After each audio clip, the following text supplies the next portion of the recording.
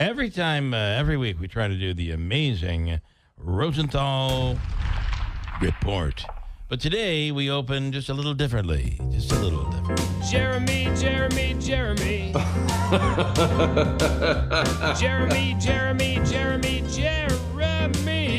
There he is, ladies and gentlemen.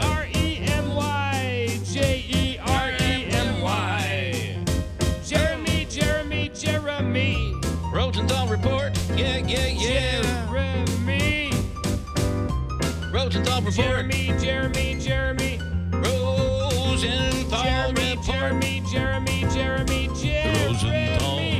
Rosenthal report. Rosenthal. Jeremy. Rosenthal. Rosenthal. Enough of this. We can stop now. Ladies and gentlemen, here he is, Jeremy Rosenthal, with his biggest intro yet. Good morning. I hope you didn't spend like more than 6 minutes on that. Not more than 2 minutes on that. That's pretty awesome. It's just the guy who sings Jeremy over and over and over again. So even still, look, Pearl Jam is the only, those are the only folks ever sung about me. That is true. Very well that done. Song too. It's a real downer if you ever like that. Right, you don't want to dig into that one. This one is chipper. This is the confidence in your attorney. This is what this song is all about. That's right. Listen, before we get into our three topics, I don't want to go too far. Quickly, in the news today, the district attorney here has now appealed to the appellate court, asking for the evidence in the Caitlin Conley case to be unsealed. It was sealed because the judge said there ain't no case anymore. It's been thrown out, and is also doubling down on asking for the judge to be to step aside.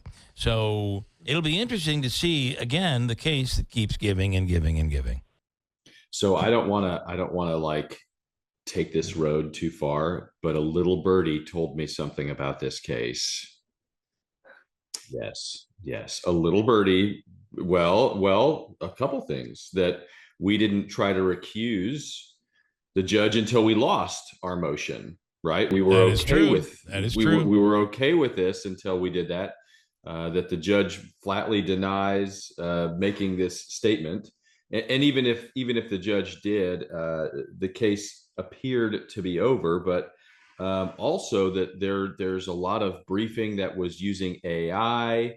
From the DA's office that was the subject of which was looked at with much chagrin. Yep, somebody had to step down because of it. Yeah, that's right. But I just yes, this look, man, we just want a season 3 and episode 3 of the special. Is that what the end game is here? Because we're heading that way. We are headed that way, and I didn't know this. Every week we have a guest host come in. Every day we have a guest host come in, and one of the members of the farming community here in upstate New York is Ben Simons. He's in here today. Ben, say hi to Jeremy. Good morning, Jeremy. You're not going to believe this, and I had no idea of this, Jeremy.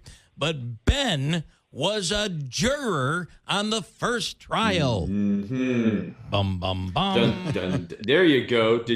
Ben? Do you get a song? No song for Ben. No song for Ben. No song at this moment in time. Everybody's not sorry. Yeah, I don't mean to, man. No, look, okay, sorry. Here's how I look at it. Ben gets a song. Let's see how much he tells us, and we'll see later on. He might get. He may get his own song. It might happen. So, all right, three topics we throw at you every week. It's the Rosenthal report. Topic number 1. Democratic-led states suing over Trump restrictions on crime victim grants. What do we know here? Right. Okay. So like that time they seized your Lamborghini because they thought it was drug money. You remember that? And the house that you had, they took it all. Right. They took your Ryder truck full of cash. That goes to a crime victim fund. And federally, that money is distributed to states that apply for a grant.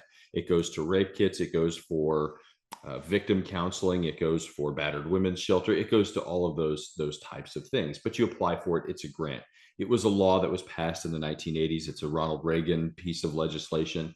And basically what the Trump administration is doing is they're telling everybody, they're saying, listen, they've been very bullish about their immigration agenda, saying if you don't play ball on immigration, we're not going to approve those grants for you.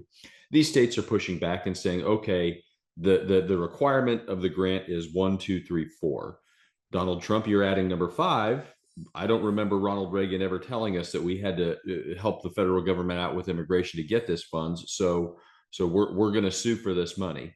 And obviously, as you would think, because it's a crime victim fund, it's a pretty high stakes hostage game, if you will, right? The administration saying, well, you're the ones that are doing this to the victims. And of course, the states are saying, no, you're the ones that are doing this to the victims. But the victims are the ones that are kind of being carried along for the ride here.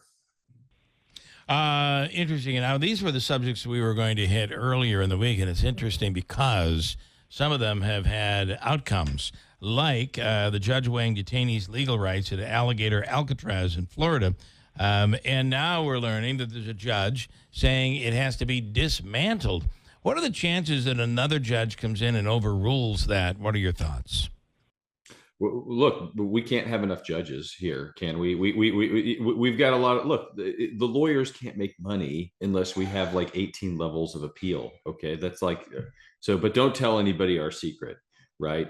Yeah. So Alligator Alcatraz is this, it is built. You remember like the Super Friends when they used to take on the Legion of Doom? Do you remember that?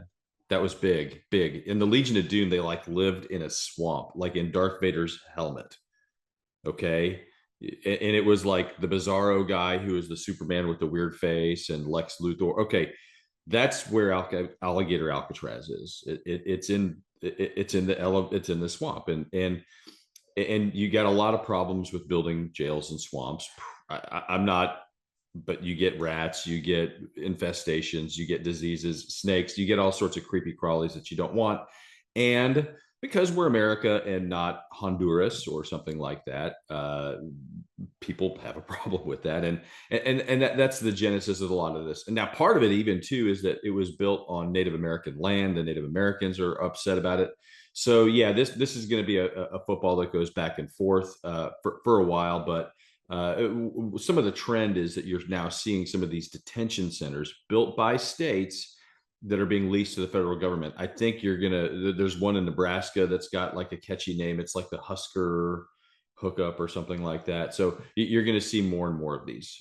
Where it all goes, we will. You can certainly expect people to challenge them. Topic 3: FTC sues the ticket reseller for evading Taylor Swift's Eras Tour ticket limits. What do you think is going to happen here? This is big money. Right. These people basically, I don't know. I can't think that they did anything other than dare the federal government to take their head off. Okay. You've got Ticketmaster and Live Nation who are already getting sued for being a monopoly in this industry, right?